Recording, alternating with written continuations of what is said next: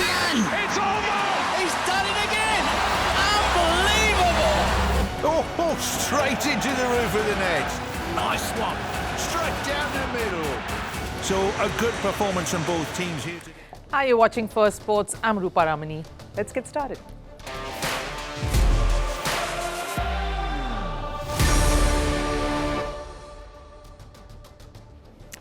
Right, on the show today, Indian men's cricket team coach Gautam Gambhir says he cannot celebrate losses, a series loss in particular, even though there are individual milestones achieved in there. What does this mean and how will it shape a national cricket side that's transitioning ahead of a key series against South Africa? Indian football is in the depths of despair. The biggest face in the sport now makes a public appeal, with the club even requesting assistance from the Indian Cricket Board. We look at what possibilities lie ahead for a sport that's hanging by the thread to survive.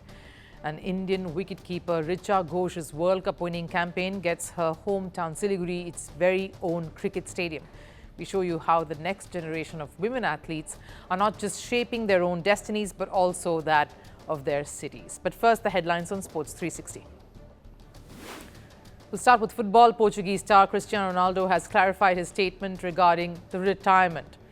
After saying he'll retire soon, Ronaldo backtracked to confirm his participation for the World Cup next year, saying that will be his last.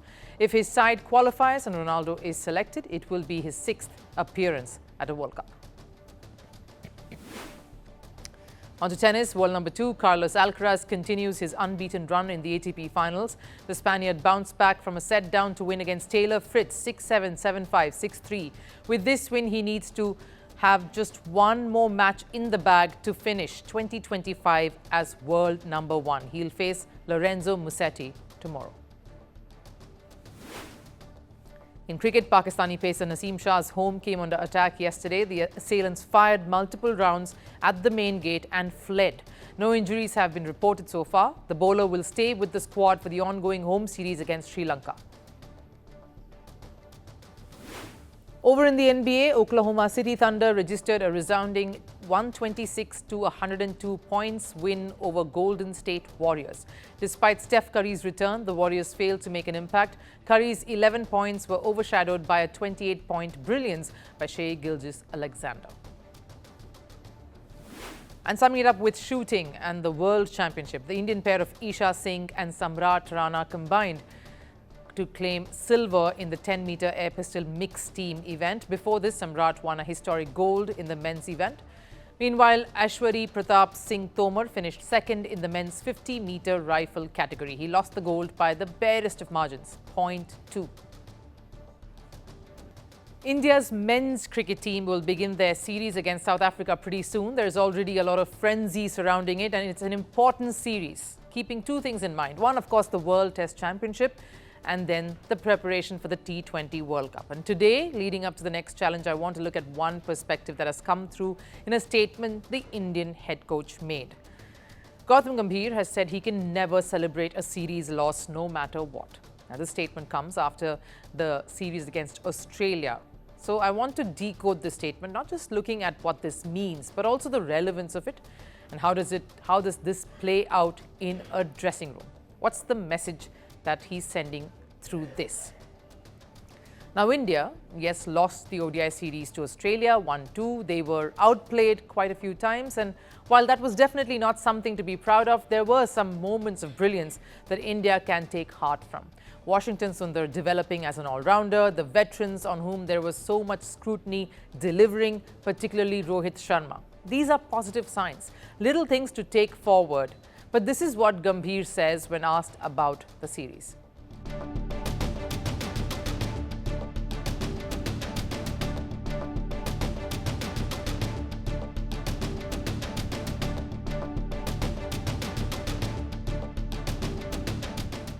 Now, while he does mention that he will be happy about individual performances, he stresses on the bottom line. India lost the series. Now, Gambhir's philosophy seems clear. He's the hard task master, kind of goes with his personality too, and the running joke that you'd never catch him smiling too often plays into the image quite nicely, doesn't it? The fact that you can't impress the coach so easily. This is tough love. Now, while that's one philosophy to have, and a good one, sure, Does it really help or does it harm more? That's the question here. Now, here's the thing. Cricket is a team sport. You aren't just dealing with one child here in a typical parent-child relationship as the head coaches to a team. It's made of many individuals who come from different parts of the country, different ways of upbringing, different mindset, and certainly different personalities. Plus, every one of them is in a different phase in their careers. Rohit and Virat have seen and done it all. They are at the last stage.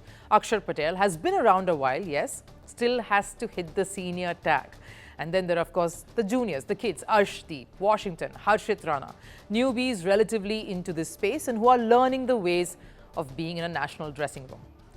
The very not so envious and challenging job for any coach is to manage the expectations, the work around these various minds.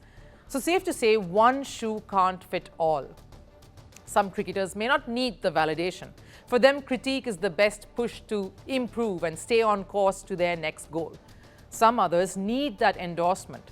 Now, sure, Gambhir doesn't outright say, grow up, this achievement is nothing to be proud of, it's still just a milestone.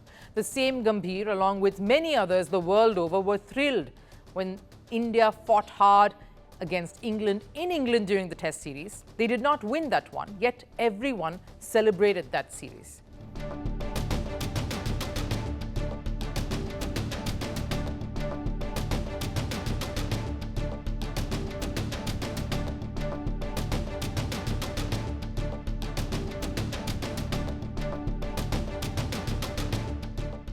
The takeaway from that is, and applies everywhere, there is victory even in losses. That doesn't mean you are telling the boys this is all they need to aspire. That doesn't mean you are shortchanging their ambitions or that of the national setup. It just means you appreciate their continued dedication towards achieving a set goal, and there's more to do. Gambhir's own individual knock and performance during the ODI World Cup campaign in 2011 as a player is what contributed to India lifting that trophy. He'd certainly want more to feel that way instead of only remembering the lofted shot that finished it off in style. Yes, like Gambhir says, we are representing the country, absolutely. Everyone is aware that when the W comes, it comes against the name of the country that you are playing for. But the hundreds or the fifers, the little moments, that's your mini wins. That's what spurs you to do more in whatever capacity and what the team asks of you. It has to be a synergy. For anyone getting blooded into the national setup, you are a sum total of it all and not just a regiment that only looks at the wins and nothing more.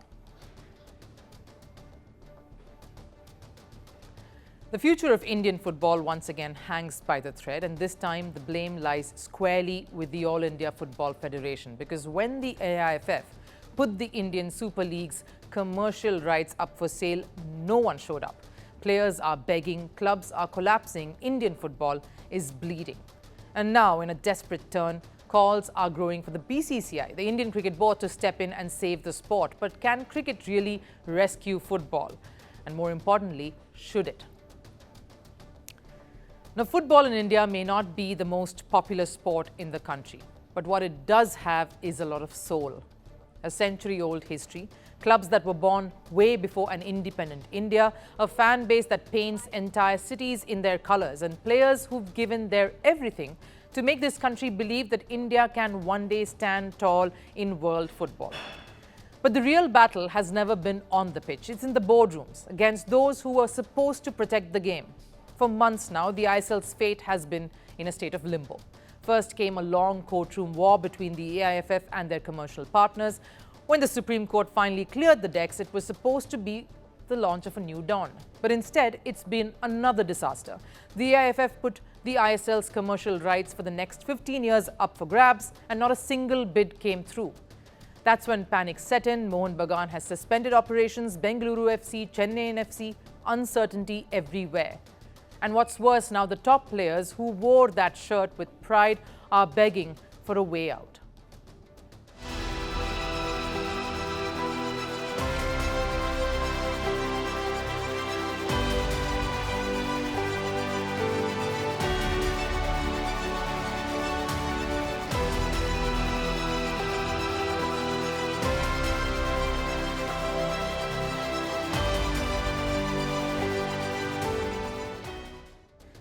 Those pleas from our country's pride should mean something. Sunil Chhetri, Sandesh Jhingan, Gurpreet Singh Sandhu, names that built Indian football, are now pleading in unison for a future to come about.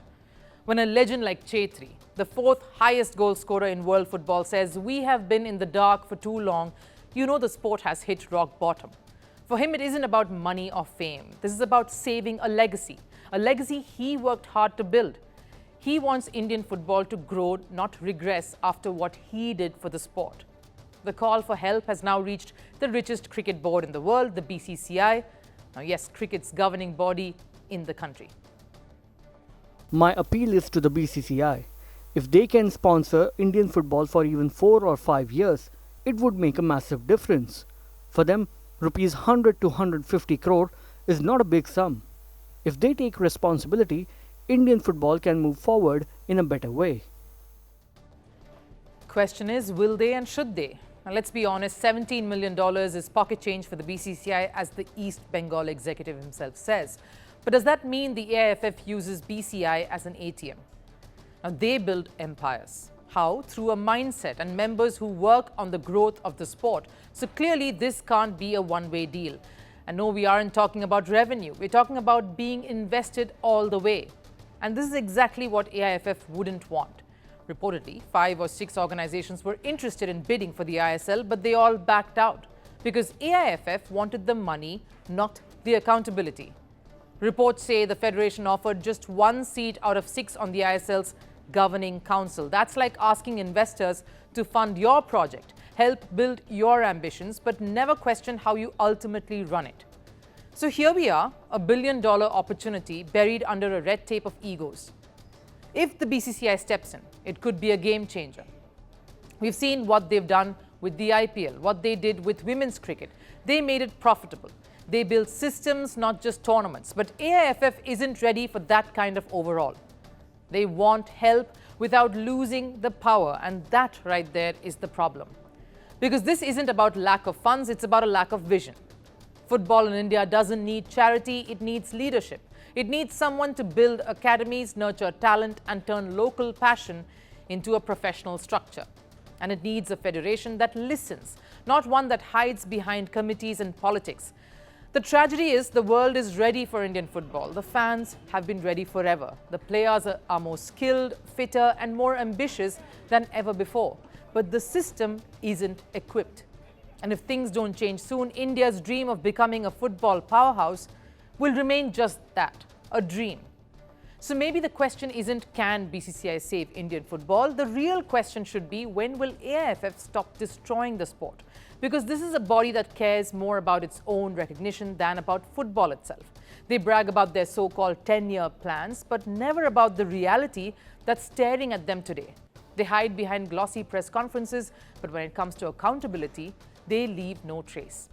The truth is simple. India deserves better, because right now the board that should be giving football a platform to shine is the one stopping it from doing so. The women in blue are everywhere right now. After that historic World Cup triumph, the buzz around them is electric. India's first ever Women's World Cup win, a moment etched forever. Their victory didn't just end a wait, it began a revolution. Brand values are soaring, fans can't stop raving, and gifts are pouring in from every direction. But what's truly special is that this win isn't just theirs. It's helping shape the collective rise of Indian cricket. One name stands tall in this story, Richa Ghosh, because the young wicketkeeper batter from Siliguri is about to have an entire stadium named after her. From a kid struggling to find a pitch to play on, to now giving her city back a stadium of its own. This is Richa Ghosh's story of grit, pride, and legacy. And her first reaction to it all? Catch it in our next report.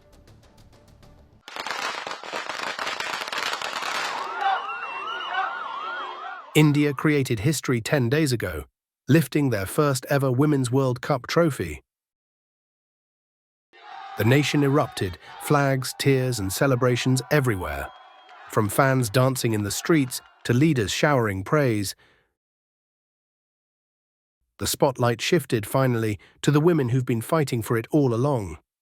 Brand endorsements flooded in, social media exploded, and for the first time, Indian women's cricket got the superstar status it deserved. Among the standout stars of that campaign, Richa Ghosh, only 22 but showing the maturity and fire of a seasoned pro. Her composed yet fearless cameos at the death overs, the kind that change matches, proved vital to India's aggressive new template. मुझे बहुत खुशी हो रहा है कि सब ऐसे celebrate कर रहे हैं एक विक्ट्री को जो सबके लिए बहुत महत्वपूर्ण है। तो ये चीज़ जब देखती हूँ तो बहुत खुशी मिलती है जैसे सब सेलिब्रेट कर रहे हैं। The celebrations followed her home. Richa was felicitated in Kolkata by West Bengal's Chief Minister Mamta Banerjee, honoured for bringing glory to the state and the country. She received $38,000 from the Bengal Cricket Association, a golden bat, and a hero's welcome. But the biggest honour came in the form of a promise. The Bengal government announced they'll build a cricket stadium in Siliguri and name it after Richa Ghosh. For a young woman who once trained in borrowed nets and uneven fields, that's poetic justice. She's barely 22, still figuring life out, and yet her name will now inspire generations to come. अच्छा लगता है कि जब आपको इतने सारे gifts आने सब मिलते हैं तो बहुत अच्छे लगते हैं। But make no mistake, this isn't just a story about fame or personal glory. This is about how one athlete changed an entire city's destiny. Siliguri, nestled in the foothills of the Himalayas, is known for tea, timber and tourism. But not for cricket. Even though there have been cricketers who've had their roots here, infrastructure was limited, opportunities even fewer. The city never had an international-level cricket stadium. Fans kept demanding one for years, but it never materialized. Until Richa Ghosh's name forced everyone to look their way. And her path to this point wasn't easy either. Traveling for long hours just to train, limited access to coaching and financial constraints, Richa fought through it all with her father as her biggest pillar of support. छोटे में bat के लिए भी मांग के bat खरीदना पड़ता था, वो सब थे। तो हाँ, वो सब थे, वो स्ट्रगल जो हमने किए वो अभी याद करने से अभी अच्छा लग रहा है कि हाँ स्ट्रगल किए बोलकर आई थिंक ये जगह पे पहुंचे। So yes, this victory isn't just hers. It belongs to every girl who played barefoot in Siliguri's bylanes. It belongs to every family who still believes sports can build futures. Richa Ghosh didn't just bring home a trophy, she brought home hope. A hope that cricket can thrive outside the metros, that dreams can be born in small towns and still conquer the world. Richa Ghosh's journey is a reflection of where Indian women's cricket stands today, on the cusp of something monumental. For decades, women fought for recognition, resources, and respect. Today, they're inspiring change, because when a girl from Siliguri can get a stadium in her name, it's not just a reward. It's a revolution and an indication that something big is afoot. Time for last serve. Ski mountaineering has been added for the 2026 Winter Olympics. This will be the first time the sport will make its Olympic appearance. German athletes are leaving no stones unturned in their preparations. Take a look.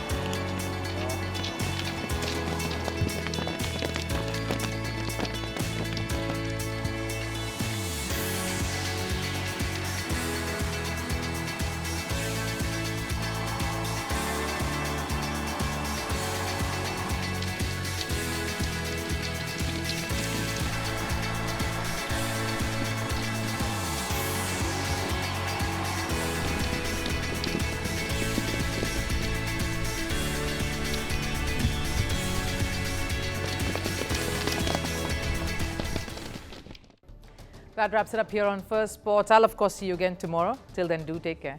Bye-bye.